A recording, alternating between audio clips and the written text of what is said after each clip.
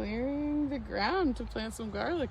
Perfect day for it? Perfect day for it. We had a bunch of rain yesterday and it's above freezing, and we are heading into probably like the last of the warm weather, so it's time to get the garlic in. It is time to get the garlic It's in. a little late, but better late than never. And the conditions perfect.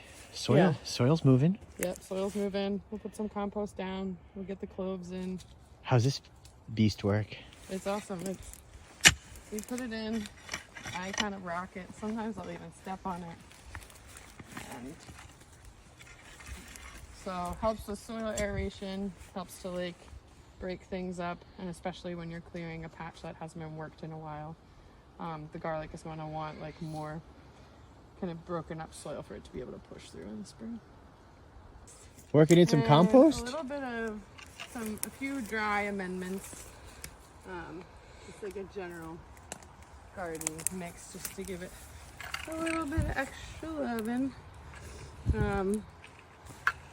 before we put the garlic in. It's looking really good. What kind of amendments do you add for garlic? It's just like an organic. It's called Garden Tone. Espoma makes it, and it's just like a nice mix of minerals, just like a little extra boost. Not a ton. I just usually like do a little sprinkling, and then let hopefully the compost and the biology of the soil do most of the work. Well, aside from us. So my hope is what I was telling. Monster clothes. Yeah, I know. These are the ones from Kevin. So I'm just kind of trying to work out spacing here. It's a decent. I feel like that's a decent. Hang loose size, staggered rows? Yeah, that's what I'm thinking. Normally I do like 6 inches, which is more like that. But I think we can get away with like a little bit further. And do like a staggery situation. That's what I'm kind of hoping. And you're just pushing them in sideways. But... I am placing them so that we can come back and plant them. Okay. I just want to make sure we have enough space so far. Garlic cloves. Down here is like where the roots will come out.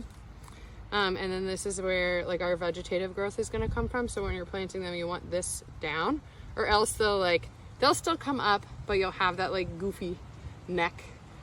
Yeah, and we want to get somewhere between like 4 to 6 inches. And we've really done a nice job with the broad fork. So we can just basically use our hand to shove it in there. So it almost disappears. And I don't like to cover the holes until I have them all in, because then you kind of know where you are, what you're doing. And then we'll come back and we'll cover these guys with soil like that. And give. So we have lots of thank yous to go out to Amy Sprague at Wolf Pond Farm for the use of her broad fork, to Dilly Dally for their beautiful seed garlic, and to Kevin for being the vector of such seed garlic, and to the soil. And to Kristen. For bringing the motivation and the know-how. Woohoo! Here we go. Breaking ground on Maine Primitive Skills School Garden 2024.